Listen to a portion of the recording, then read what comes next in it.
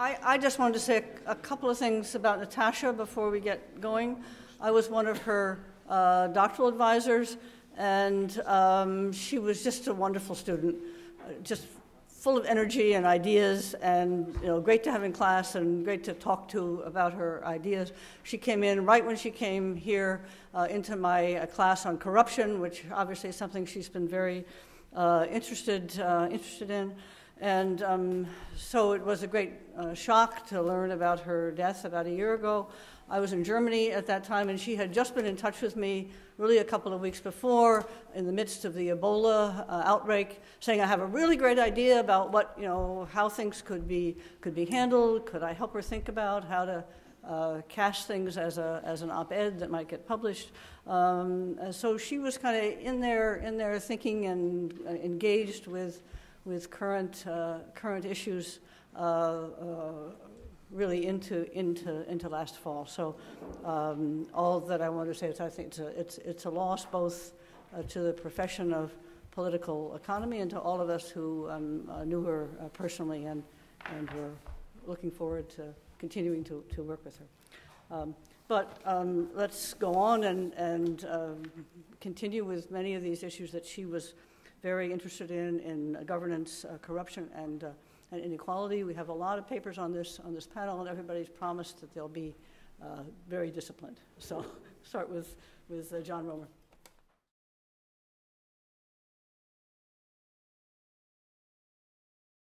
I decided to talk on this topic because equality of opportunity or inequality of opportunity, because a year ago Natasha was taking a course I teach here on distributive justice, and I gave this lecture in the course just a week before she died, and she was quite excited by the approach, and I was hoping that she might be able to use it in her work. How does this work? There. So the most significant development in political philosophy, I think, during the last quarter of the 20th century was recognizing that the role that responsibility should play in egalitarian theory. And here I list a number of the authors, beginning with Rawls, where this idea was developed. The basic idea is that outcomes for individuals are a product of two different kinds of things. One, circumstances that are beyond their control, and the other, decisions or choices that they make. Circumstances are conditions which could be social conditions largely, like the kind of family you're born into, biological conditions, your genes. Effort or voluntary choices, one might, for the purposes of this talk, I'm simply going to identify as the residual determinant of outcomes that we're interested in, and in this talk the outcome will be your income, once we have specified what the circumstances are in the particular problem at hand. And equality of opportunity is said to hold when outcomes depend only on effort.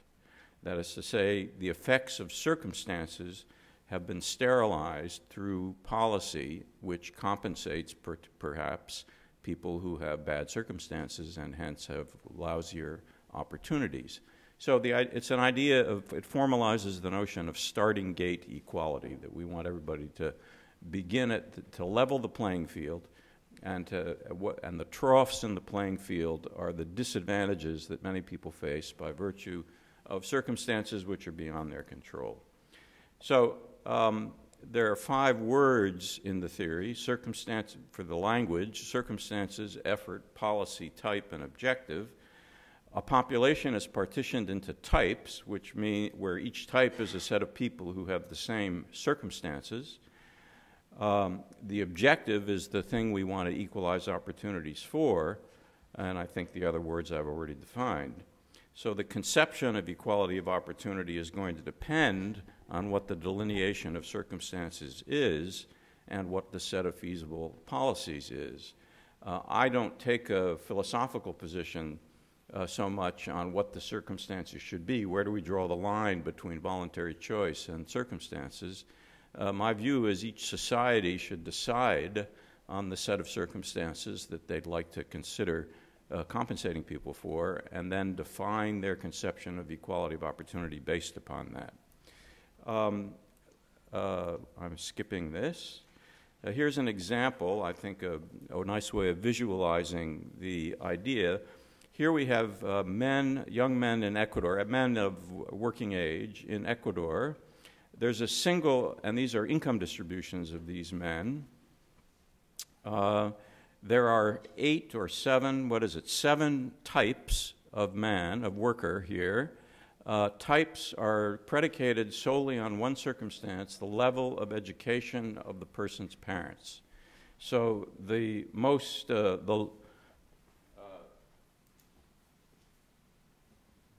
CDF here is the one you'd like to be in.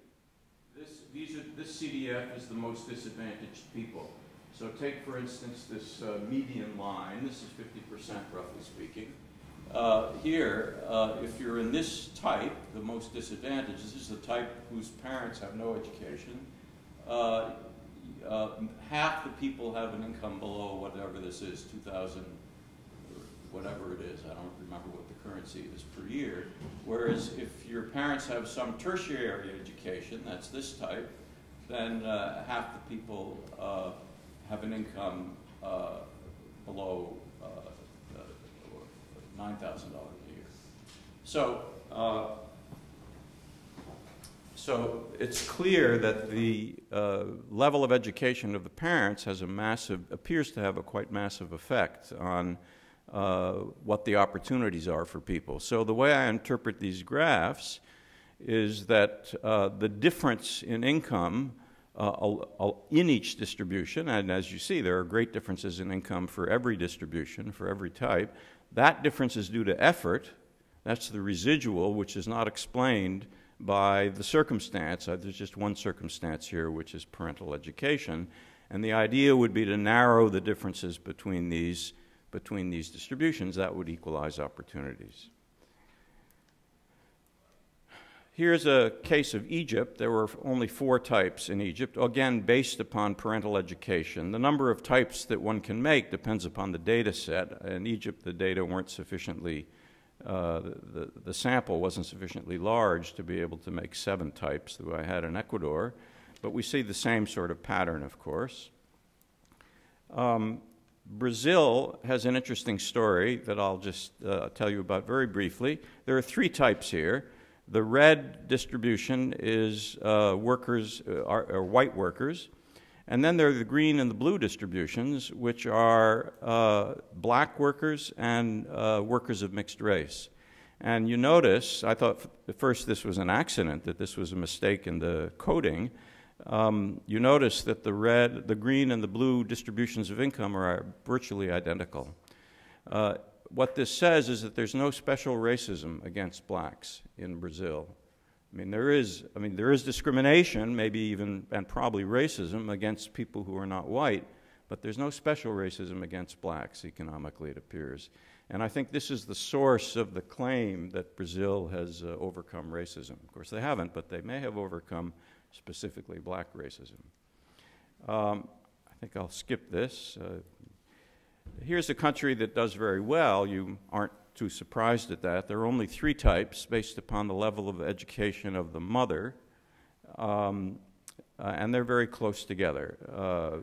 This is pre-Fisk. Of course, the post-Fisk distributions of income in Denmark are even much, much closer together. Now, Czech Republic, I mean, these things look pretty much like the level of development that you'd expect. The less developed countries are, the farther these distributions are apart from each other. Now, here's the puzzle that I'm interested in. If we actually decompose, there are various statistical ways of decomposing inequality between that due to circumstances and that due to effort. I mean, it's like decomposition of variance. The decomposition that I use here is a very nice decomposition that holds for the mean log deviation measure of inequality. It turns out that for most of these graphs that I've shown you, only a very small percentage of the inequality appears to be due to circumstances. Like even that picture of Ecuador, I guess I don't have it on this slide, but it's only something like 10% of the total inequality in income in Ecuador is due to that circumstance of parental education. And that seems to be sort of counterintuitive. And the question is why that's the case. I mean, and even if you put more circumstances, the idea is, could we find more circumstances that should be included that would show us that the role of circumstances is actually more important? Well, the mystery is partly solved if, and I'm running through these because of time, the mystery is partly solved if we ask the following question. Suppose we have an aggregate distribution of income. In this case, it's the curvy blue line in the figure. This is actually the aggregate distribution for Egypt from the graph I showed you before. And we ask, suppose we wanted, and there were 4 types in the Egyptian data, and we ask, suppose we wanted to decompose that aggregate distribution into 4 types that have the percentages of the 4 actual types in Egypt, but we're free to choose the 4 distributions in the partition any way we please. What would be the way to choose them that would maximize the role of the effective circumstances? In other words, it's the difference between the component distributions that is due to circumstances, and it's the variation along each distribution that's due to effort. Well, you can actually solve that problem, and here's a picture of the solution for Egypt. Here we have the 4 distributions that would aggregate up to the Egyptian distribution and which maximize the role of circumstances. And what you notice, if you look at this graph, is that the supports of these distributions are disjoint. So the first distribution has all of its income on the support up to 200, up to here, 200 and whatever that is, 50. The second distribution has all of its support on the region from 250 to 700. The third distribution has all of its support from 700 to 1050. And the fourth distribution has all of its support above 1050. So that society looks more like a feudal society. I mean, probably the richest serf was poorer than the poorest lord, right? That's what would have to be the case for those distributions to be disjoint. So the fact, and if you remember the Egyptian data, it looked like the support of the 4 distributions was almost the same. So that's why we're not getting much larger figures in explaining the role of circumstances. It's because capitalism has, in fact, market economies have, in fact, equalized opportunities to a great degree. That is to say that the supports of the distributions overlap tremendously. So there's going to be a pretty severe limitation on how much we can explain by circumstances as long as we do have that that fact about the intersection of the distributions. So my view is we have to change our conception of what constitutes unacceptable inequality due to circumstances. Of course, the whole idea behind this approach is that the unacceptable inequality is that due to circumstances, and to the extent that inequality is due to voluntary choices people make, it's not objectionable. So that was the big revolution that happened in political philosophy. It was to say, let's just not look at all inequality. Let's differentiate between morally all right inequality and morally bad inequality. I think I'm being told that my story is up. Thank you.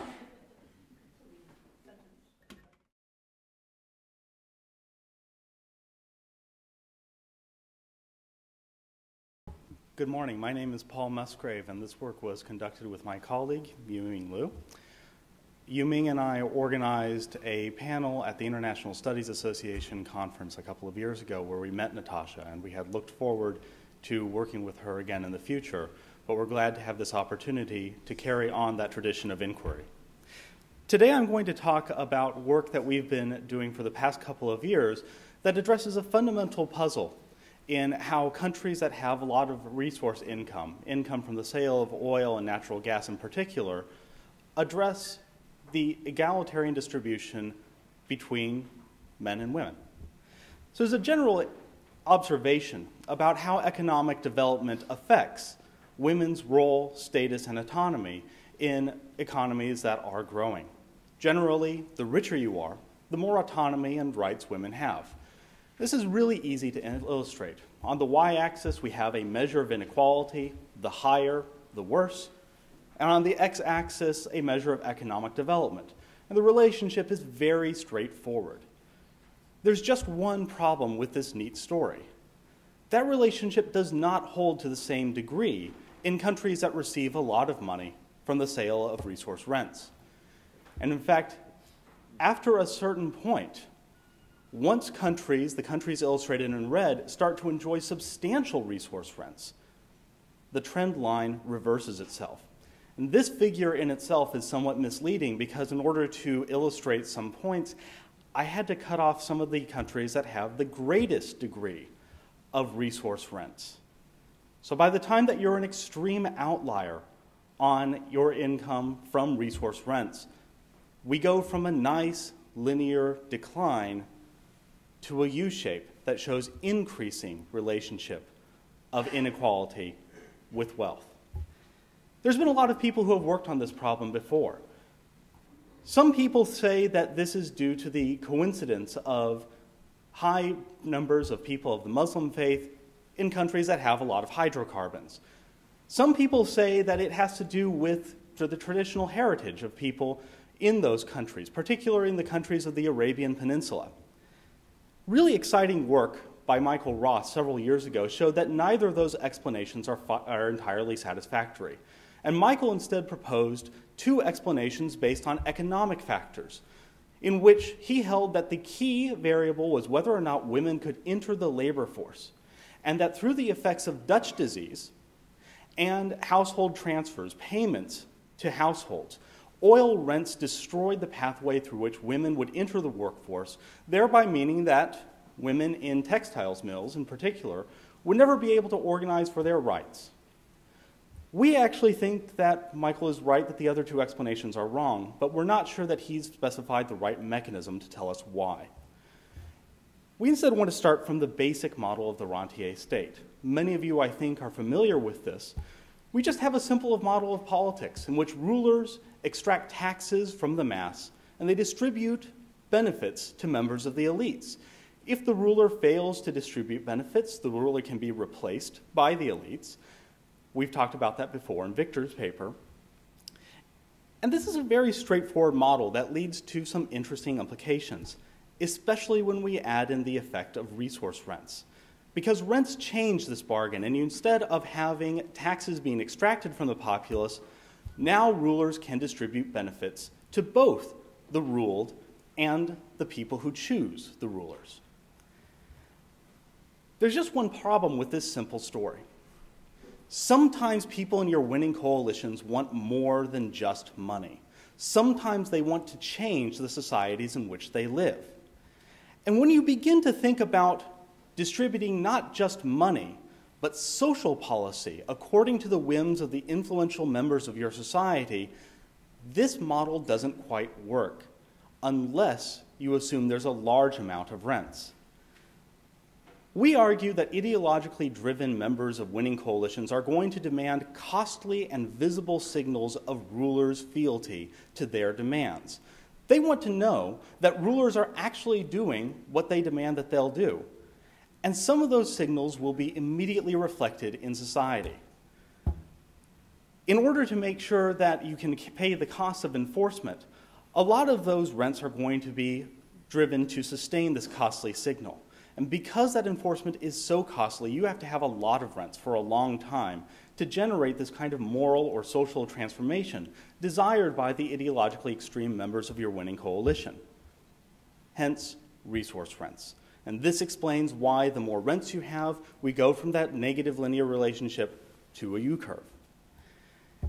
One way that you can solve this puzzle as a ruler is to make that costly signal gender demarcations. If you've ever been to the Middle East, especially the oil-rich countries of the Arabian Peninsula, you know why I've chosen black and white.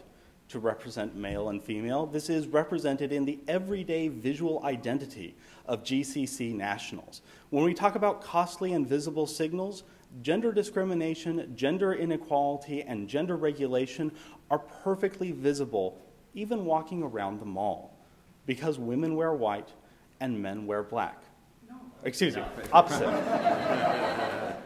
As I tell my undergraduates, it's good that you're following along. And white signifies good, and black signifies bad. It's also incredibly inefficient to wear black in places where the temperature routinely reaches 110 Fahrenheit. Gender segregation allows you to send this signal. It also means that you can concentrate the flow of benefits to a privileged group within the population. So rents now are going to flow both to satisfy members of your ideologically extreme coalition and also to maintain the fundamental rentier bargain with at least enough people in the mass who can sustain this. That means that our theory predicts three things, and we explain these in the paper. First, you're going to see patriarchy tied to rents in regimes that have conservative winning coalitions. That means Saudi Arabia, Iran, other places that we're all familiar with. Second, you're going to see variation in the degree of patriarchal policies supplied over time tied to fluctuations in resource rents. And longitudinal tests of some of the implications of our theory show exactly that kind of fluctuation. Finally, we also showed that patriarchy is just one strand in a broader network of conservative policies that are demanded by ideological extremists. Gender may be the most visible signal, but if you've ever tried to get a beer in Kuwait City, you know that it's not the only policy that's being sustained by this bargain. Our predictions are manifold, and we'd like to thank the several anonymous co-authors at various journals for suggesting some of these measures. Since tables and tabular representations of findings are key to any academic presentation, we've at least tried to make ours legible. In almost every case, the results that we find are in the predicted direction, and they're also statistically significant, with, as you can see, two exceptions: women's social rights and women's economic rights. In other words, the mechanism that we identify works through political channels to affect women's political status, not through economic or social channels. This, we think, is strongly suggestive evidence that the balance of evidence supports the mechanism we propose. It also helps to explain a puzzle that many people have noted. Depending on the measure of income and development you use, Saudi Arabia and Sweden are almost entirely identical. And yet, as you can tell, Sweden and Saudi Arabia are literally as far apart as you can be on measures of gender inequality. For some people, that's a puzzle. For us, it's confirmation that the stronger the marriage between ideologically extreme members of the winning coalition and resource-rich regimes, the more discrepancy we're going to see. In case study work involving Saudi Arabia and Iran, we trace these cases over time. We establish that the mechanism that we see is consistent with area studies descriptions of how governance in these places actually work. And we demonstrate that a political mechanism, not an economic or a mechanism based on religion or mass cultural heritage, is at work. Our conclusions then are that petroleum does perpetuate patriarchy, but it does through political mechanisms, and it does through mechanisms that reflect elite interests, not cultural heritage. And from this, we draw some implications. First, if you want to see gender change in the Middle East, pray for lower oil prices. Second, that change will be driven principally by actions and bargaining within societies. And finally, external actors could complicate this. Both external actors such as ISIS and other culturally conservative groups that mobilize for social change, and also the possibility of blowback from liberal groups seeking to influence these dynamics within these countries. Thank you.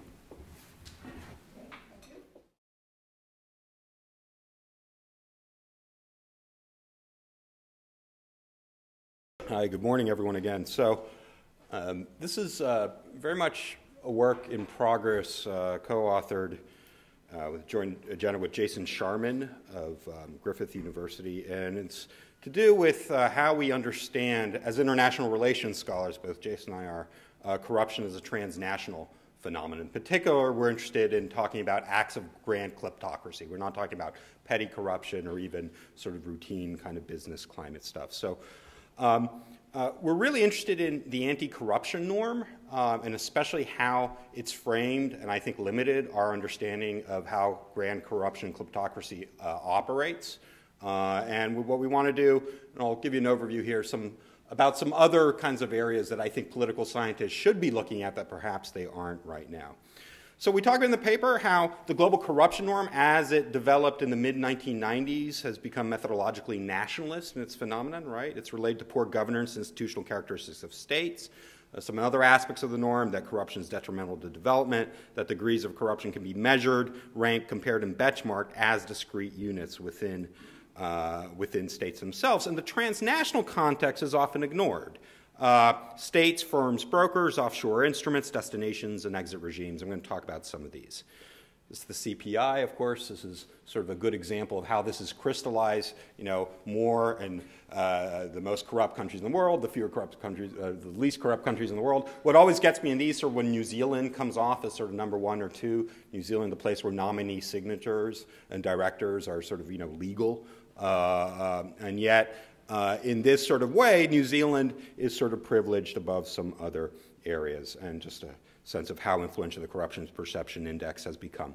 So, who would constitute the elements of a transnational grand corruption network? Well, certainly, of course, the domestic actors, the politicians, the regulators, the businessmen who take bribes. But we have more and more really good understandings of these processes. The international transactor, so Janek was mentioning Chevron and $400 million, right, spent on legal fees in a year. And certainly multinational corporations are also at fault here, right? So how can Sweden be number 3 when its company TeliaSonera systematically bribed Uzbek and Eurasian elites? I think less noticed are these sort of 3 areas I'm going to blitz through. Brokers and intermediaries, the firms or organizations that facilitate these networks, transactions that essentially blur the line between what is legal and what is illegal, and what we say in the paper globalizes the individual in the setting.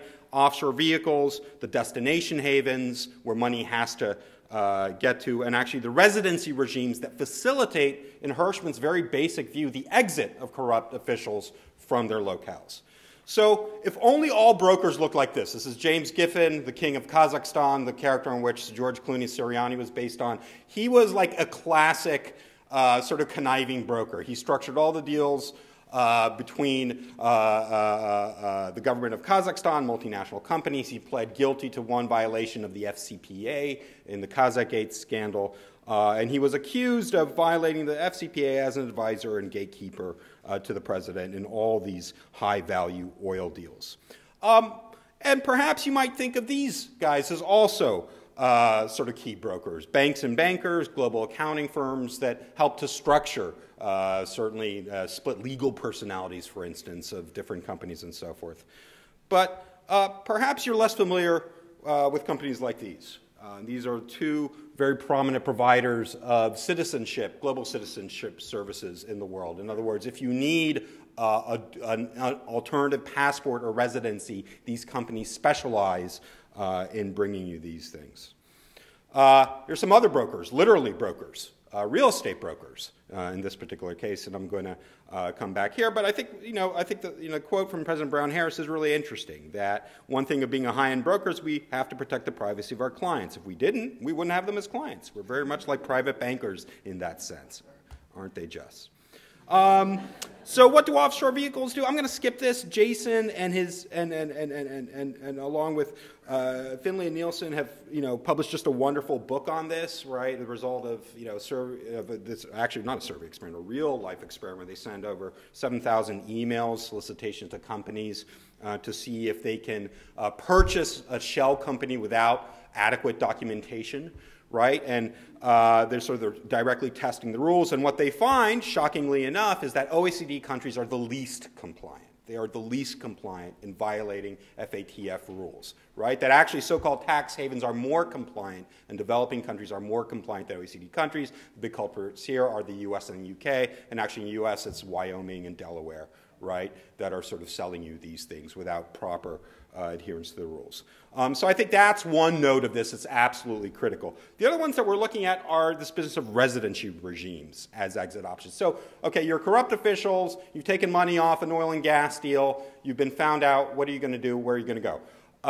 Well, you need to have options, right? On the one hand, there are certain countries like St. Kitts and Nevis that are in the market of selling passports outright. Sort of citizenship. It's quite a lucrative activity for them. On the other hand, what we see, especially since the great financial crisis, OECD countries themselves adopting what are known as new investor visa programs, right? More than 50% of OECD countries have done this. You see sort of this ad here, UK visa for sale. So this is from the first report on the Tier 1 visa program that was initiated in 2009-2013, and let's see who took advantage of it. You have to make £1 million minimum investment to gain residency. Now, this residency gives you 5 years. It puts you on the path to citizenship if you meet certain criteria.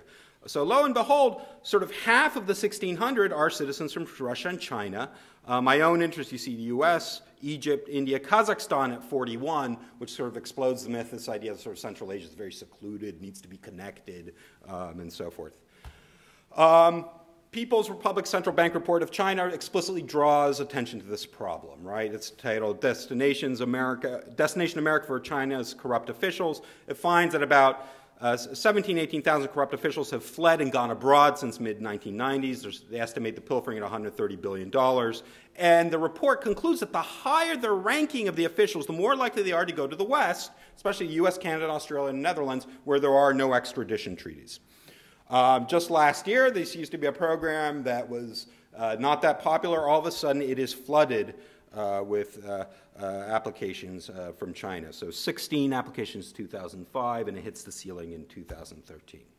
So investor visas are one, luxury real estate is another. So more and more stuff's coming out on luxury real estate. So Cameron was forced to make a public statement that they were going to look into this, the sort of City of London being used to sort of money launder and so forth. The top destinations in luxury real estate are London, the south of France, New York, Hong Kong, Paris, Toronto, Miami, San Francisco, Los Angeles, and Dallas. In other words, 7 out of these 10 locales are in North America. There was a really good New York Times expose after a year investigative work in the Time Warner Center, where it found that nearly 50% of real estate purchases over $5 million over the last 5 years have been made by shell companies as opposed to named individuals. And they found 200 shell companies among the Time Warner condo owners, 16 foreign nationals who had been subjects of investigations around the world, 17 identified world billionaires. I'll sort of skip this. I'll just sort of say that one really interesting fact that emerges from here is that real estate brokers in the States have exemptions from the Patriot Act, right, in terms of the reporting requirements. They've received that 14 years in a row. In the UK, it's a little more complicated, but in the UK, your due diligence is to identify only one part of the transaction, right, which is the assets that's being sort of purchased as opposed to your client, right? Don't do due diligence on your client, do due diligence for your client, right? And that's what sort of keeps the parameters legal. So there's a couple of cases, come up with all sorts of cases, and they're just sort of sketched out. The Russia-Angola debt deal sort of included this just because the nature of what we're talking about. So back in the 1990s, Russia and Angola hatched a deal. How are they going to repay? How was Angola going to repay Soviet-era debt? But instead of sort of a straight bilateral deal, they hatched a scheme in which the debt was broken up into sort of 31 promissory notes that were going to be mediated by an offshore company, Abalone, right there in the middle. There's often an OSF report on this that was going to sort of structure the payments. And lo and behold, the payments started being traded at above and below cost level, which yielded really about estimates of about $386 million worth of unaccounted for payments that were structured between 3 gentlemen and individuals. And I'll circle back to them, one of them in a sec. What we find really interesting is that this transnational dimension of corruption is something that governments are picking up on, and especially Russia and China, and you're seeing it in 2 related sort of ways. In Russia, it's this de-offshorization campaign since Vladimir Putin assumed his 3rd term.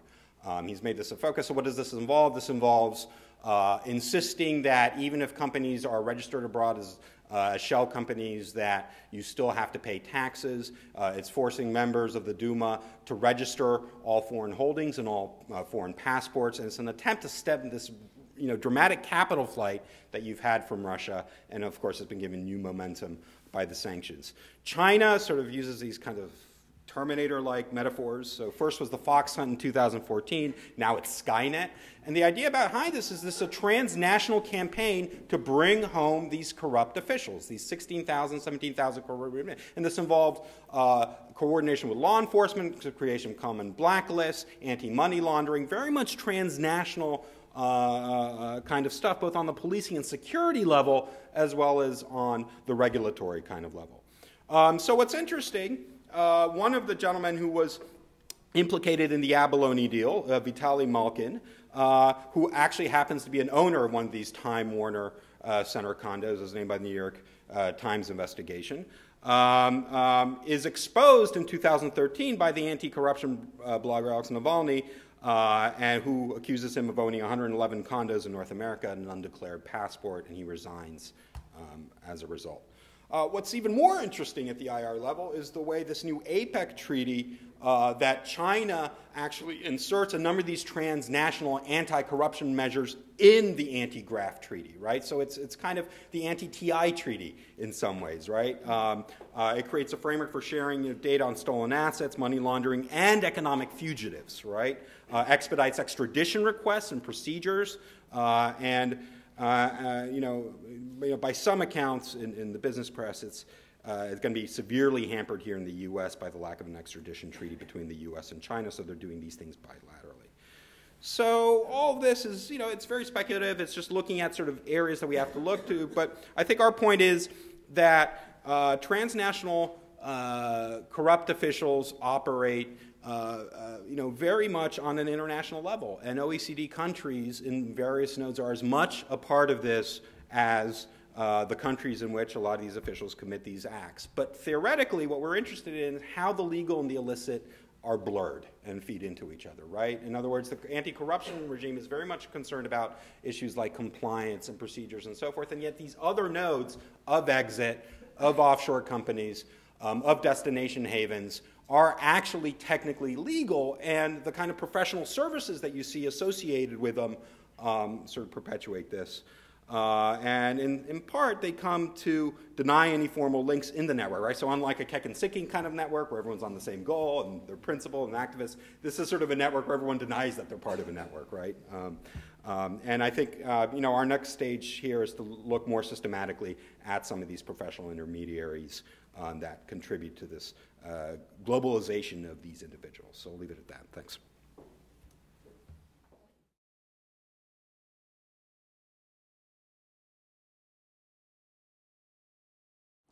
Well, thank you, Susan, for helping me with that, but also a larger thank you, and just echoing my fellow panelists and discussant, to Susan Hyde for putting this all together. It really is an honor for me to be here among friends of Natasha, her colleagues, and of course her family.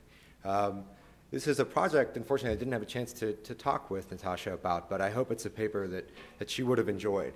And it's a paper about corruption in the oil industry. So the panel is quite properly formatted. Of course, excuse me, I'm going to be methodologically nationalistic here, but I will be talking about transnational corruption.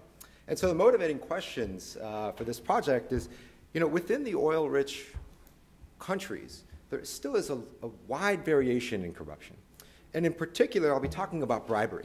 And so why is bribery more rampant in some oil-producing states, but not in others? This is the question that really drives this research project. There are a lot of competing answers, and in fact, many competing answers in general for why we see corruption in some places but not others. Of course, Susan Rose-Ackerman's work, as well as in Alex and Jason's paper, they cite, I think it's Matt Stevenson's 250-page bibliography of papers about corruption. So there's a lot of work on this. Here's my small little contribution. And so the first part, of course, is no surprise. Institutions matter. Right? This is something that a theory that has been put out, and really, part of this that's relevant for my story here today is that rules and regulations can incentivize or disincentivize public officials' propensity to solicit bribes.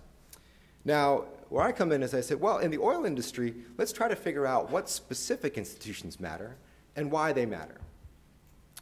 So I posit that the structure of how government contracts are awarded helps explain this variation in bribery. Right? So we know a lot about procurement contracts and the role they play in bribery. And so I argue and theorize that we should see higher likelihood of bribery to high-level government officials, as Alex mentioned before, this cases of grand corruption.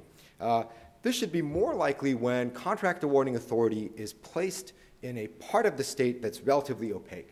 And by that I mean it's subject to very little public scrutiny and also scrutiny from other aspects of the government, like legislative scrutiny, for example.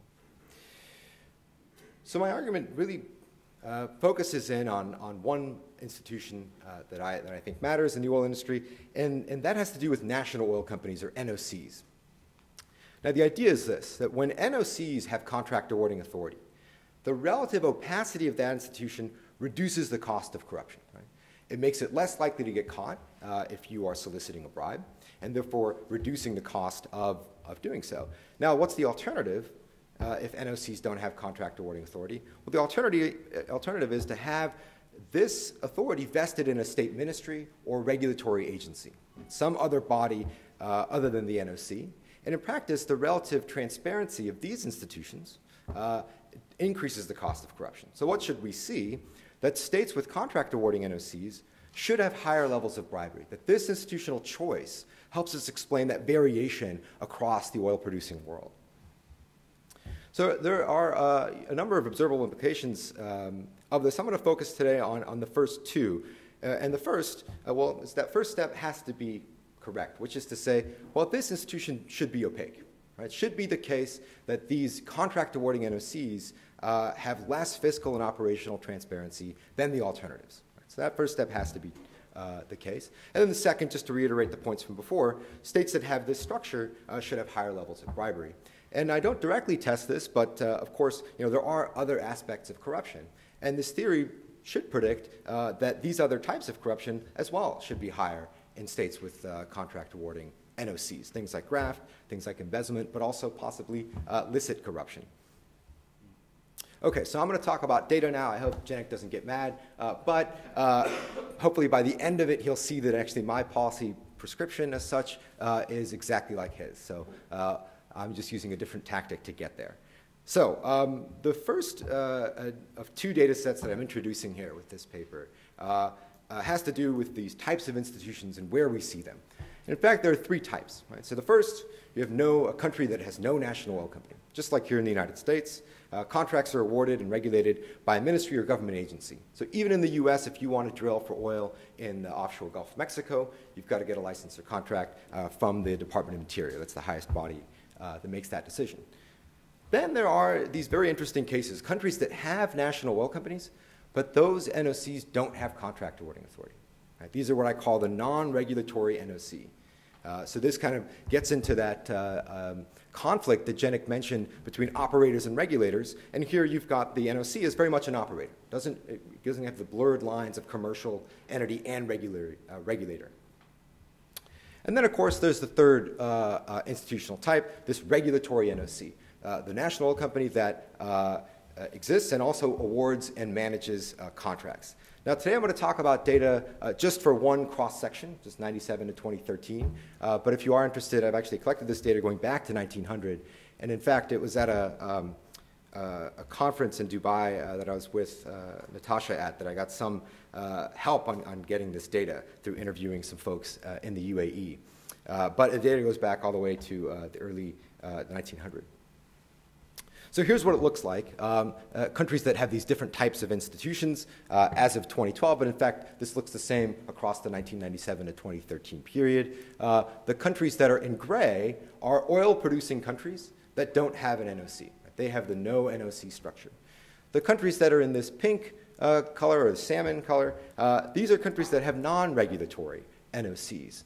So Brazil's Petrobras is an example. Petrobras was not a regulating company as of 1997. The ANP manages contract awarding licenses. And then you've got countries that are in the red. These are countries that have the regulatory NOC framework. countries like Iran, Mexico, Nigeria, Indonesia. And then countries in white, of course, are not major oil-producing countries. So those are excluded from the analysis, but also, of course, from the theory. We shouldn't expect that this kind of institution explains any kind of non-oil-related corruption. So here's just a couple slides on that first test, the first observable implication that I think matters. And looking at transparency in specifically the oil sector. This is data from the Revenue Watch Institute, now called the Natural Resources Governance Institute, that looks at a number of factors: reporting practices in the oil industry, the enabling environment in the oil industry, and a composite transparency score. Higher values mean more transparency. And on all measures, all three of these measures, the states with regulatory NOCs have far more opaque institutions or far more opaque reporting practices in enabling environments. Now, the same is the case if you look at longitudinal data. This is a new data set by Hollier, Rosendorf, and Jim Vreeland, also at Georgetown, that looks at government transparency and reporting across 1980 to 2010. And these are just two marginal effects graphs from a couple of logit regressions. But basically, the idea is that now interacting with oil, because this is a measure of transparency that's broad, it's not just the oil sector, we see that the regulatory NOCs in the darker shade of color, as you have higher levels of oil wealth, they are less transparent than the other two options, whether it's the no NOC, non-regulatory NOC combined into one, or no NOC, non-regulatory NOC separated out.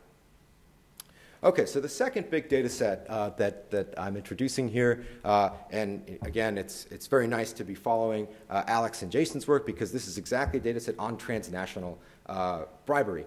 And this is data I collected by going through court transcripts of US FCPA violations in the oil sector, and I'm able to collect the direct amount of bribes that were paid to state officials. And then, of course, this is where I'm guilty of the nationalism, methodological nationalism. I just take that and aggregate it to the country level to get a country level score, or rather actual measure of bribery in the oil sector. There are about 337, or not about, there are exactly 337 oil-related FCPA violations that are in about 41 total cases. They span 39 oil-producing countries. One of the benefits of this measure is that it's specific to the oil sector. It doesn't fall into the problems of perception. There's a lot we can say about why Transparency International scores aren't as great. And so there are these nice benefits of it, but of course, with any new measure, there are a lot of costs. And I'd be happy to talk about one of the big costs here, which is that, of course, these prosecutions aren't random. I'm going to skip over through this. This is just the distribution of bribery. And here are some results now. This is results from a Bayesian linear analysis. This is just a coefficient plot. The main idea here is to see that, the dependent variable here being bribery in the oil sector, that countries that have the regulatory NOC framework correspond to about a 1 standard deviation higher level of bribery. So we do see evidence that these countries are also those that have higher levels of bribery. Now, just to throw in here, to use not my measure, to use the Transparency International measure, we actually find the same. I was surprised when I saw this result initially, but you find the same result. Of course, you have to interact it with some measure of oil reliance, as I do here. But again, countries that have this framework that are very dependent on oil, such that a transparency score from the Transparency International can capture a sector-specific level of corruption, we still see that same result. And the last point is that, well, of course, you're sitting here thinking, of course, institutions are not exogenous. These are created. This is a government choice. Now, the argument could be that the choice of this framework, the regulatory NOC, could be driven by pre-existing corruption or by elements of bad governance. Now, so what can we do about this? I tried a number of different techniques, one of which is to use, our good old reliable instrumental variables analysis. And what I found is that, the choice of nationalization, very political. We all know a lot of political, economic, and social factors that go into it. But the conditional on that choice, having a regulatory NOC, is actually determined by geology. And I can talk about this in more detail later, but when you use these factors as instruments, you get the same results. Another surprising element was sure not to find this result, but again, we do see that there's still higher levels of bribery. So I'll just end with this, that, lastly, we get to the same thing that Jenik had mentioned. What can we do now? This is about restructuring. This is about decentralization. It's not about privatization. This is not about privatizing NOCs. That's never going to work. But it's something about separating contract awarding powers away from the national oil company. Thanks.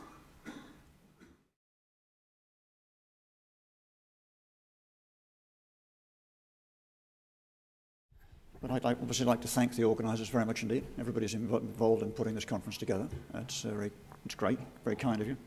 Natasha would absolutely have loved to be here. There's no question about that. It's ideas and concepts that would be fascinating to her. What this paper is about is trying to extend one of her pieces of work. She's talking about this concept of permeability, which you've heard about a little bit before from Graciela. It was a sort of multi-dimensional variable as far as Natasha was concerned. In this particular piece of the work, we're looking at one particular interpretation of permeability, which is essentially the amount of resource rent that remains in a country. How much money from oil, how much money from extractive resource activities stays in the country versus being taken out of the country. And it's very permeable if most of the money goes out of the country in an obvious sense. There's two questions we want to ask about that. One is, does this matter, or how does it matter? It obviously, in some intuitive sense, it obviously does matter, but how does it matter? Exactly what are the implications, particularly for domestic income distribution, of the degree of permeability? And secondly, how is permeability determined? What makes one country more or less permeable than another in this sense? So those are the two issues that we're trying to grapple with. Natasha had worked on a lot of this stuff. And she and I had talked on the phone a lot about how to extend it in various ways. We've written down some notes on that. And what I've tried to do is sort of finish off those notes and push them a little bit further. There's a relevant literature. I won't spend much time on it because I've only got 10 minutes, and I guess a couple of them are already gone. But many people in this room have written papers that were sort of very relevant indeed in coming to the conclusions we've come to here. And the paper draws on considerably. Let me summarize the results before I actually go through any of the technicalities. So at least if I run out of time, you'll know what the conclusions were. I find it's always a useful thing to do. So basically, we talk about the consequences of changes in permeability. We do a kind of comparative static analysis in economic terms on an equilibrium model and ask what are the consequences for income distribution of a change in permeability. And we find that a decrease in permeability, which means more money stays at home, always benefits the incumbent, always benefits the ruler. So we look at models where there's a ruling class and a non-ruling class, and those can alternate. It's a kind of typical political transitions model of the Acemoglu-Robinson type.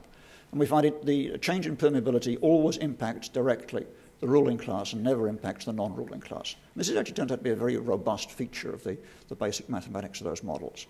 And I thought was sort of not a terribly difficult point to establish, but one that didn't seem to be familiar from the literature. We then look at the relationship between host countries and MNCs that are extracting resources, and look at the obsolescing bargaining problem. The idea that some of these relationships between the two groups always need to be renegotiated in various ways. And we come to the conclusion that's a very sort of fundamental aspect of the relationship, and it's a classical manifestation of what economists call the Holdup Problem, which is a well-known problem in industrial organization literature. I guess Jean Tirole was the first guy to write about that back in the 1970s.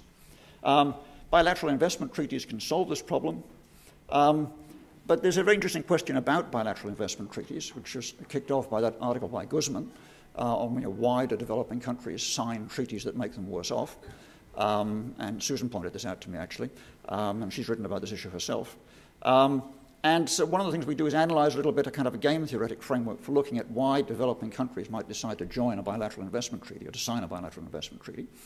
And we show that basically there's two possible outcomes of these games. One is when nobody signs, and one is where everybody signs. And that developing countries are typically better off at the former than at the latter. What can happen is that if a small number of countries at the sort of no-signing equilibrium decide to change their policy and shift to signing, then actually effectively that can force everybody else to sign as well. And it changes everybody else's best response in a game theoretic sense. And sort of tips the equilibrium from not signing to signing. So it needs a relatively small number of countries to decide to change their policy and go into the bilateral investment treaty business for the environment to be sufficiently altered that everybody else basically has to follow suit. And that's a very simple application of a theorem about tipping games and tipping what we call supermodular games. So the formal, I guess I will actually, I've got a couple of slides on the formal model, but I think I will actually skip them in the interest of time. just to say that the formal model we're working with is basically taken straight out of Dunning's book on crude democracy. I'm sure a lot of you are very familiar with that. And Natasha had a marked up copy of that. It was Tad Dunning who sort of recruited her to Yale here. So she was very influenced by his work. And a lot of the discussion was how to use that model to capture these things. And that's a model of political transitions in the sort of Acemoglu-Johnson tradition. So what we do, let me skip those equations and those differentials there. So what we do is in these models there's two possible rulers. There's a democracy and an autocracy. There's a mass and an elite. Autocracy is when the elite rules. Democracy is when the masses rule. We look at what happens, we sort of compute an equilibrium in both of those cases, and then look at what happens to the distribution between these two groups as there's a change in permeability. And as I say, what we found fairly robustly is that change in permeability always affects the ruling group, whichever that is. So if the elite is in charge, a decrease in permeability benefits them exclusively. If you've got democracy with the masses in charge, a decrease in permeability benefits them, once again, exclusively. And there's a very robust feature. I mean, the model is fairly simple, but you could alter that model a lot, and you've still got the same conclusion, actually. That's stating that. Yeah, you heard that Natasha was sort of interested in Mongolia and Zambia. She lived for a year in Mongolia. And she felt this was sort of capturing something about those countries. Never having been to either of them, I find it difficult to sort of explain exactly what was going on there. But I mean, she did a sort of textual analysis of the issues that appear in the news on a regular basis in those countries for lots of 10 years. And she found that the sort of political discussion in those countries was dominated by discussions of the terms between the country and the multinational corporations exploiting their domestic resources. And she thought it was possible that this relationship between the changes in permeability, which is, of course, essentially changes in the terms on which these treaties relating between the domestic country and the multinational corporations, changes in these terms benefit, as I said, benefit or harm exclusively the ruling elite in those countries. And so they're particularly concerned about these issues. And she felt that could be a possible explanation for the sort of preoccupation of domestic political discourse on this issue. Second part of the paper is about looking at host multinational corporation relations, not so much about the consequences of permeability, but the causes and determinants of permeability. And there we've got a very simple model. The amount that a multinational corporation decides to invest in a country is a function of permeability. The more permeable the country is, the more the MNC can take out, and therefore the more it's attempted to invest, other things being equal. So investment is an increasing function of permeability. The rent generated is an increasing function of the investment, and the rent generated also depends on the stage of economic development. What we show in this case, we have a fairly I was about to describe this as a simple diagram. Perhaps it isn't actually a simple diagram. So I'll just tell you what it tells you, rather than actually go through it in detail. Basically, what it's showing is that if a host country signs a treaty with a multinational corporation this year at a certain stage of economic development, then 5 years from now, when it's more developed, it will want to revise that treaty. And it will want to revise the treaty in the direction of reducing permeability and paying lower royalties. And again, if it does that in 5 years' time, it will want to do it again 5 years after that. In other words, it's sort of built into the basic economics of the development process that host countries will wish to keep on revising the terms of treaties with MNCs as they get more and more developed, and they want to keep on doing that in a direction which reduces permeability. So there's a sort of if you like, it's a micro-foundation of what's called the obsolescing bargaining theory. The idea that there's sort of something inherently naturally obsolescing about the bargains that developing countries sign with MNCs. This is, if you like, a way of sort of providing some micro-foundation for that. It's also a way of explaining this kind of some of the other powerful and striking treaties that you find between developing countries and MNCs. I mean, Jenick, in one of his interesting articles, described the relationships between developing countries and MNCs as contractual colonialism. And I think it's very typical Jenick and actually a very realistic description of some of these treaties. These treaties obviously are carefully designed so as to try to prevent developing countries from being able to revise the treaty as time goes by, although they have a very strong interest in precisely doing precisely that. The last point we look at is to formalize this idea of the sort of obsolescing bargain as in a rather simpler way, actually, what we call the Holdup Problem. So the first part of this, first part I went through just now shows that the process of economic development makes the initial bargain obsolete. And as you keep on developing, it keeps on becoming obsolete, even if you revise it. So there's a built-in tension there. But there's actually a tension which is even more fundamental, which is the following. If you think about a developing country and a multinational corporation, in order to produce the natural resource in the developing country, the MNC has to make a major investment. Suppose it's a $5 billion investment, a $10 billion investment in sort of mining and infrastructure and so on. Then look at the sort of the bargaining power, the bargaining relationship between the MNC and the host country before and after that investment is made. Before the investment is made, you can formalize this as a bargaining power, and they have roughly equal bargaining power. And we set this up in the paper as a kind of Nash bargaining problem. And under reasonable assumptions, you get a 50-50 division of the outcome. Once the MNC has sunk $5 billion into the investment project, it's no longer a 50-50 bargain. It's no longer an equal bargaining problem. They stand to lose a great deal if the relationship is terminated. The country stands to lose nothing if the relationship is terminated, except perhaps some delay in the extraction of the resource. So the company's bargaining power is hugely reduced by the investment. And if the country then chooses to renegotiate, then they can get a much stronger deal. We actually formalize that in the paper as a sort of a hold-up problem with a Nash bargaining solution. So even without a change in the development level of the country, it is almost inevitable that the country will try to seek to renegotiate and improve the terms of its relationship with the MNC. So there's a conflict which is built in even more fundamental than the one that arises from the process of economic development. So we formalize that, as I said, in a simple way. And there was a lovely headline in the Financial Times just as I was writing these slides up: cash-strapped Nigeria to renegotiate contracts with oil majors. So now the oil majors, of course, have invested billions and billions of dollars in Nigeria. So although they're obviously very unhappy about this, but they will have, as the editorial in the Times suggested, they will have no option but to accede to this renegotiation. So it's precisely to stop that type of thing that people try to develop these bilateral investment treaties. And the last few pages of the paper are about exactly that. And it clearly is the case that developing countries lose significant sovereignty powers by signing these bilateral investment treaties. And they are quite shocking treaties when you read through them first. I think Jennick's phrase, contractual colonialism, is perfect for them.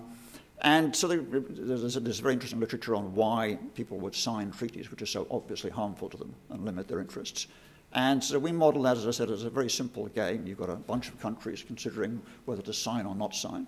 The key feature of that game is that if I sign one of these treaties, it increases your incentive to sign it too. There's a sort of what we'd call strategic complementarity in that game. And because of that, we can show that there's a couple of equilibria. One is where nobody signs, one is where everybody signs. And then secondly, as I said, that the equilibrium where nobody signs is in a certain sense unstable, and that a small group of countries departing from that can force the entire system to change equilibrium and arrive at the situation where everybody signed. So again, there's a sort of there's an instability in the system, and it only takes a few people to move to shift it from what is from the developing country's perspective a good equilibrium to a bad equilibrium. Okay, so that's a very quick summary. I hope at least some of that is clear, and I'm just about within my 10 minutes. Thank you. Thank you very much.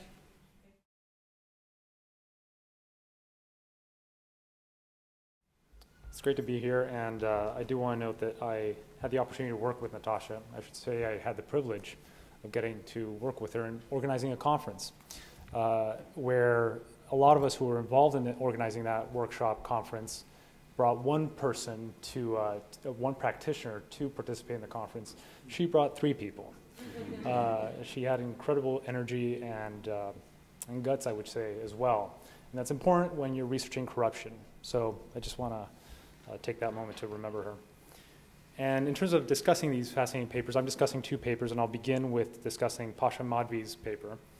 And 2 years ago, I was organizing another conference. This one with Susan Rose-Ackerman and with the help of Lynn Hancock.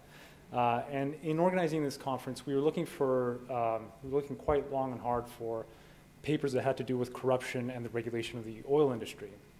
And we had a tough time finding some material out there.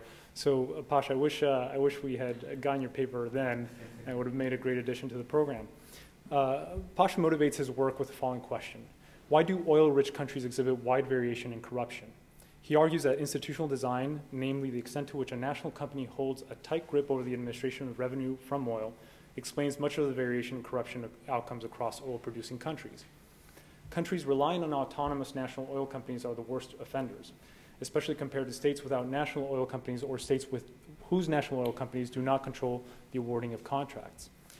Paasha further argues that the key to understanding why a country has this or that kind of institutional design is explained by two key factors: geological conditions and the timing of nationalization of the national oil company.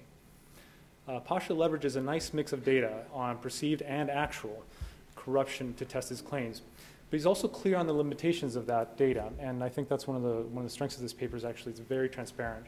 For instance, he recognizes that relying on bribe information from the Foreign Corrupt Practices Act investigations leaves him with a very small sample size. And again, he's very transparent about that. Still, in reading this paper, my prior assumptions that oil production is necessarily associated with higher levels of corruption was seriously questioned. And that's a good thing, for it bolsters the idea that there are actually some possible policy solutions to the problem of the oil curse. Now, allow me to move into, or to provide some suggestions and some questions.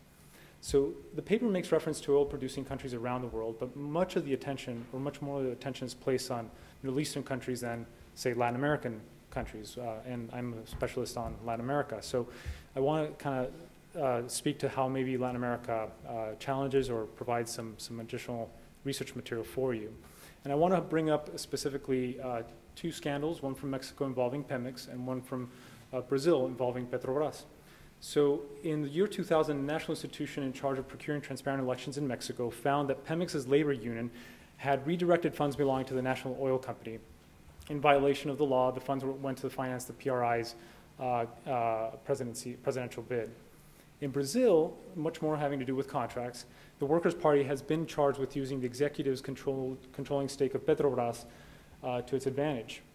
A wide-ranging graft scandal unveiled in November of 2014 found that politicians skimmed 3% off the value of Petrobras' contracts signed between 2004 and 2012 and funneled into personal or party coffers. This practice effectively used the PT-led executive's control over Petrobras as an ATM machine. So corruption in these two national oil companies seemed to have spiked in both Mexico and Brazil. In other words, corruption did not remain at a constant level across time, even though, at least in the case of Mexico, which I know better, the regulatory framework had remained unchanged for several decades. So my question would be, how does your argument account for this issue, this within-country variation in oil-related corruption? Next, looking at a country like Mexico may also be worth looking at for additional reasons. Not all of its oil is found in low-risk geological environment. For this reason, the country now lives with a dual regulatory framework, in a sense. One that gives preference to the national oil company on land and another that allows for private participation in the exploitation of oil found in the Gulf of Mexico. And I'm simplifying here. So the question is this within-country variation found elsewhere? And if it is it something that you can leverage to further test your argument? The paper also emphasizes the role that transparency plays in containing corruption in oil-producing states. For instance, the author writes, and here I quote, "A regulatory structure that grants contract awarding authority to a national oil company fosters an opaque environment in which bids are evaluated with little public disclosure. However, Oscar Pocasangre, who I've worked with and who authored an extensive literature review on the subject of transparency, one of the things that comes across is that actually empirical studies are not necessarily consistent on the effects of transparency in promoting accountability. So I just want to maybe warn on not placing too much trust on transparency. Let me turn to the other paper now, and that's just in the interest of time. Otherwise, I could talk at length about both. So this is a work by Yu-Ming Liou and by Paul Musgrave. Liou and Musgrave examined the relationship between oil revenue and oppressive policies in Middle Eastern authoritarian regimes. Taking issue with some of the claims in the existing literature, they put forth a theory. Authoritarian governments, they explained, respond to the demands of a political coalition. These demands may be of an antisocial nature insofar as they limit aggregate welfare in society. Restrictions on women's rights fall under this antisocial camp and falls in a square way, very clearly. Indeed, restrictions on women's rights are antisocial policies because they hurt the economy and go against the public's preferences, even in some of the Middle East's most conservative countries. Imposing restrictions on women's rights, the theory continues, can produce popular discontent, but oil income can assist authoritarian regimes in containing dissent. This paper is in perfect conversation, actually, with Michael Ross's work and with, I think, with Victor Manalo's work as well. And in listening to Victor's presentation, I kept thinking back and forth to both papers. So I think they fall very well in this conference. And your paper, your co-authored paper, applies a mixed method approach in studying a hugely important subject. The authors take issue with some of the claims in the existing literature while making some interesting discoveries. For instance, they find that, Liou and Musgrave find that additional oil income will raise a society's fertility rate. One concern, however, is that this study may be vulnerable to a lurking variable bias. Are we sure that oil revenues raise a society's fertility rate because it enables the state to control access to contraception? Instead, could it be that higher oil revenue has positive implications for household incomes, thus enabling them to engage in the expensive venture that is having a child?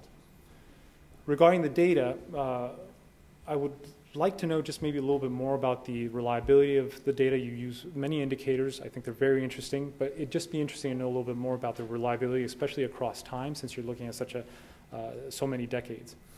Next, I suggest that the authors generate a pulse graph. In addition to all this wonderful, all these tables and wonderful figures that you provide, a pulse graph may be interesting here. And what I would suggest maybe you include in that pulse graph is a composite variable on restrictions of women's rights against oil revenue, government supply financial transfers to households, and the third one would be proxy indicators of regimes' level of approval. This is not too different to figure number 2, but I think it would just make the direct comparison would maybe speak to causality more. I have another question, but I'll stop there because we have plenty more to do and we want to hear from you all. Thank you.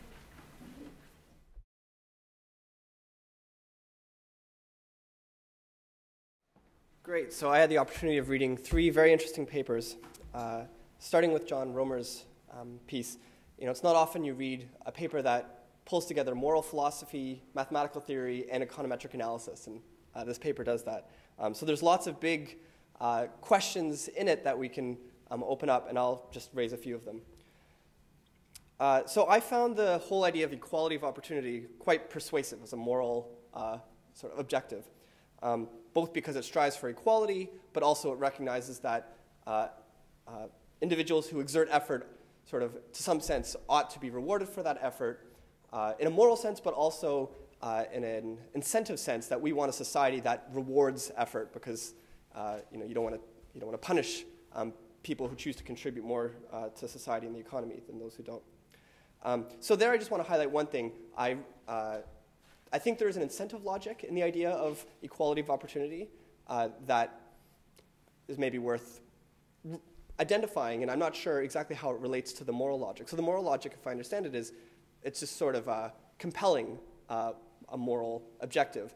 And my argument is that there's also a compelling economic argument for that notion of equality, and I don't know if it's just a coincidence that the two go side by side, or maybe the moral motivation is rooted in a sort of almost folk understanding of economic incentives, how to get them right. Anyhow, I'm not sure, but I found that interesting. So we have opportunity and we have effort. These are the 2 big categories. And ultimately, effort, as John pointed out, is a bit of a residual category. It's the stuff that we can't predict by these sort of structural factors that an individual is endowed with. So their parents' income and education, and maybe their own class and sex and race and various characteristics like that. But there is this big question of how far do we go in terms of predicting outcomes, right, which would put it in the category of opportunity or circumstance, and shrinking the residual of effort. And so in the piece that John shared by John and Allan, Some scholars, it seems, would put intelligence in the circumstances category, right, or good looks, or being tall. And that makes sense, right, because it's sort of morally arbitrary what genes you're born with. But then also, it's hard to know, in a deep sense, what's left for effort, because presumably effort is also genetically determined to a large degree and socially determined, right? If you're raised in different ways, or if I'm sure, give science 10 more years and we'll find genetic predictors of hard work, ambition, and so forth.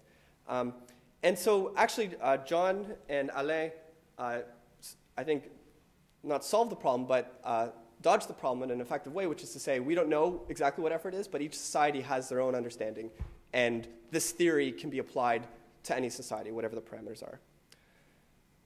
Okay, so one challenge that this research faces is that identifying circumstances in an econometric sense, so measuring circumstances, is really tricky, both because you're prone to over-measuring and under-measuring. So by that I mean we might under-measure it. So in the graphs that John shared, some of the key predictors were education of your parents, sex, gender, things like that.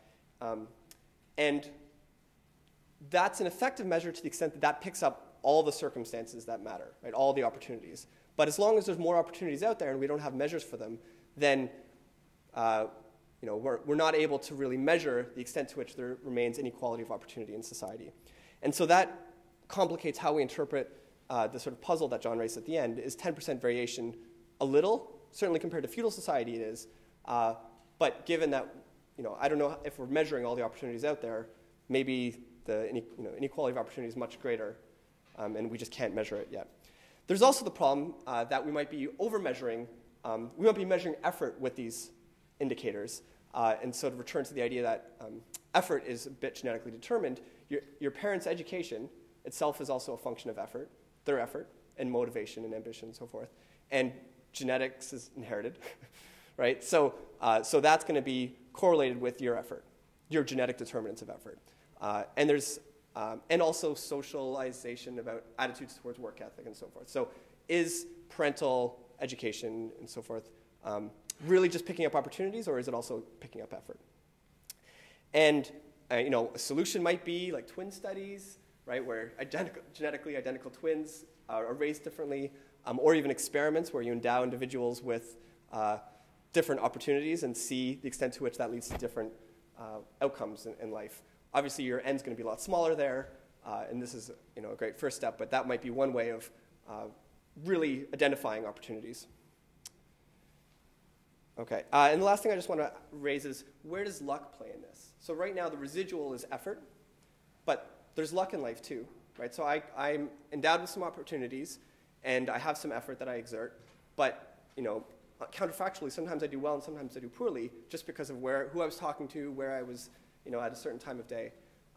And morally, it seems like luck is something also that we should, equalize, and so that suggests now we have to really, worry about picking that up. Okay, but really fascinating paper, and it's a really interesting project.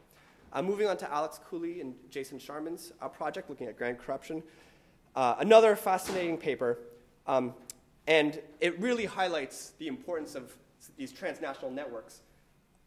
I just have two suggestions for moving this project forward. One is, these indices of corruption are really successful. Anytime you rank countries, and the slide you presented said, how does your country measure up, right? It gets nationalist competition going, and we're the most corrupt or we're the least corrupt, that's great. So a suggestion is, come up with an index for enabling corruption, right? To what extent does your country enable corruption? Does it do its laws permit flows of corrupt funds and hide them? Obviously measuring the enabling of corruption will be hard, but so is measuring corruption, and I'm sure you could do it. And I think that could really excite a lot of people about this. And so then reading the paper, I just wanted to know, okay, so you've convinced me it exists. What are the policy recommendations? So yes, here's this problem. You've sketched it out. What do we do? And what are the possible solutions? Who are the actors, institutions, or laws that activists, people who care about this, should push against? Where's the sort of the point of greatest leverage that we can affect change. And then one sort of insight maybe I had from your presentation was that, hearing about all these Chinese corrupt officials fleeing to the US, it made me think, well, maybe the US isn't so opposed to that, right? Because that systematically amplifies the corruption in China, which in a rivalry sense is good for the US. Right. And it also continually brings these rents over to the US. So so maybe just think more about the incentives of different actors to oppose this transnational corruption in various ways, and where the optimal place to push would be.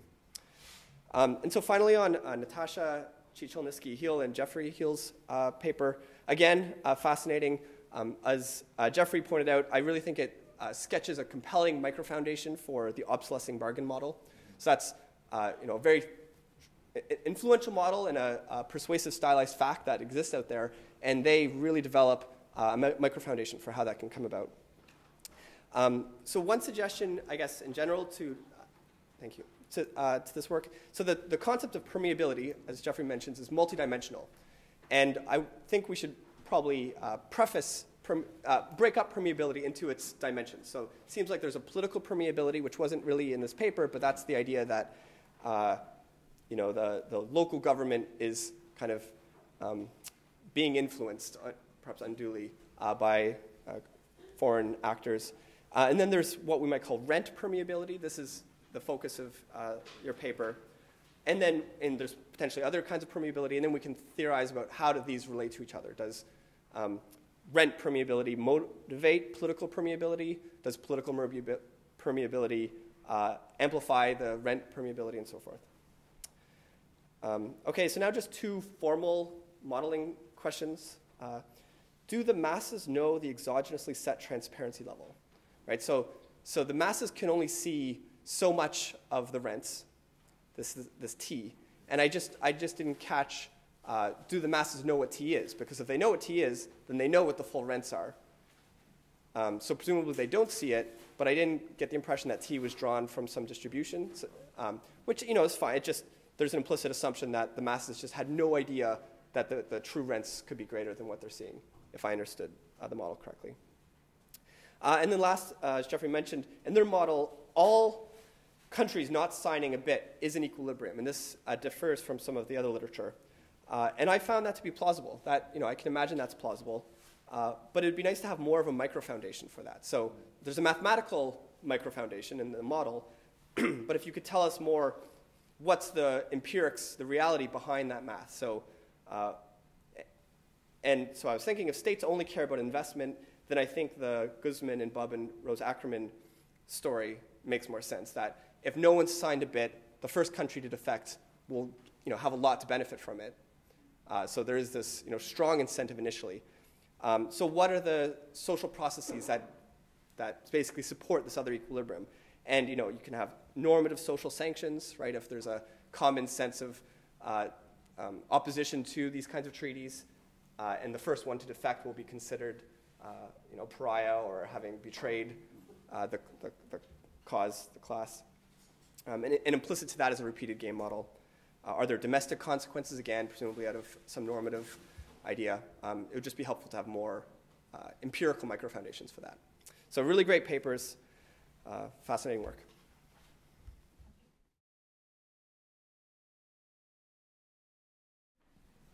Hi, thank you for your presentation. My name is Naoko Takahashi from Columbia University.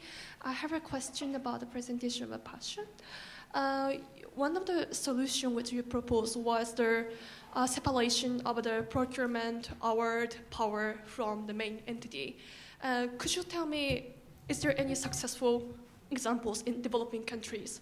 For example, Exxon, Shell, they outsources their procurement department because they are very experienced customers. They know what they want.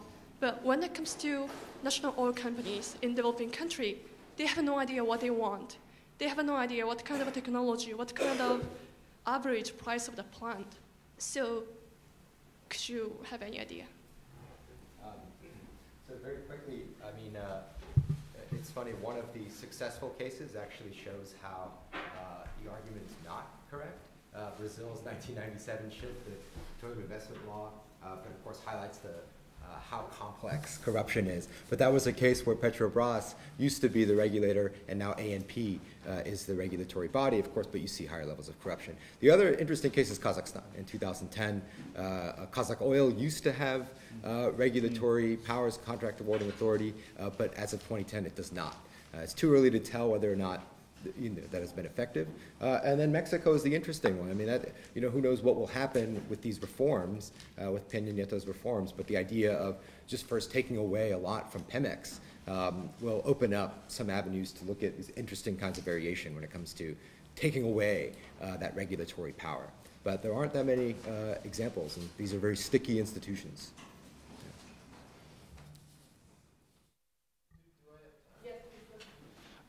That Roemer paper really blew my socks off and made me question a lot of assumptions I had in my head about inequality. And actually, those discussant remarks were spot on, also very helpful. I hope I could add value with this remark. I wonder if effort, and this would be an extension, I think it would crowd out, or not even crowd, but it's probably not compatible with what you've got going on, but maybe an extension would be to decompose effort into, I don't know if it's the genetic source per se, but the source that's in your bones versus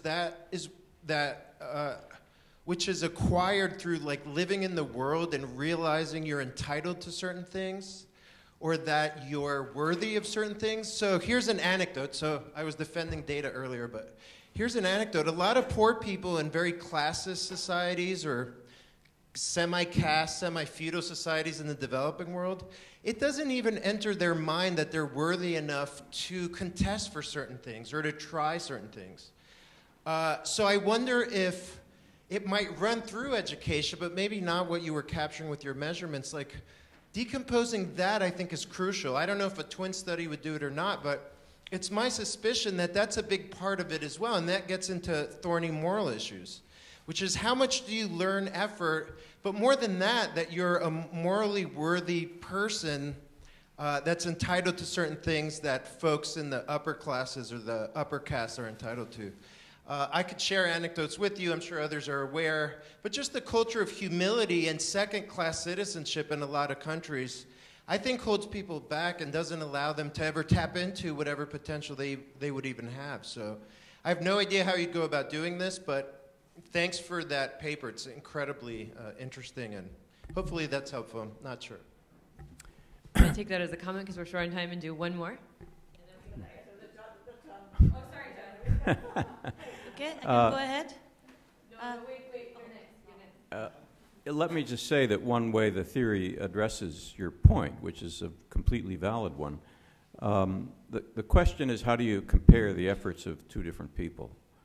And the obvious way to compare people who are in different types is to look at the quantile of the output distribution that they lie on. If we're assuming that we've got all the relevant circumstances, which is never true, of course, as Allan pointed out, let's assume we're just interested in the one circumstance or the several circumstances we've focused on, then we can say, and if all the people in a given type are exposed to the same policy, which might be a tax policy, which is generally true, then we can say that all the variation within a type is due to effort. So your rank on the outcome distribution of your type is your rank on the effort distribution.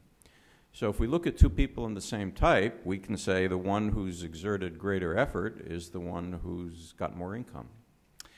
So that's easy. But now how do we compare the efforts of people in different types? And here is exactly where your point comes in. You have to realize that the distribution of effort within a type is massively determined by circumstances. I mean, poor kids who grow up in ghettos, black kids exposed to constant police harassment and so on, may exert, in an absolute sense, far less effort in terms of the amount of time they spend working in school or on homework than rich suburban kids, right? But that's a function of their circumstances. So the way that I solve that problem is I say two people in different types, we should compare their efforts by comparing their ranks in the outcome distributions of their type. So if you and I are in different types, but we're both at the, say, median of the income of our types, I characterize this as having exerted the same effort. And so to the social welfare function that's being maximized here is to maximize basically the welfare of the least advantaged type. And what that means, you've done that when it's the case that people at the same centile of every, and the distribution of outcomes of every type have the same outcome, which means all the distributions are the same. But it gives you actually a mathematical formula for exactly, you know, what you want to maximize. Yes, I'm Natalie. I flew right from India to attend this conference, and I just would like to, I don't know, this is a general question. How do we differentiate a bribery and a commission? Because my students are management students, and they come out with this question all the time. Because some take it as a bribe, some take it as a commission. So it's just my idea whether we can legalize that bribery and make it a commission, and it goes to the accounting cost and also subject to tax. So this is, I need a clarification on my own question, please. I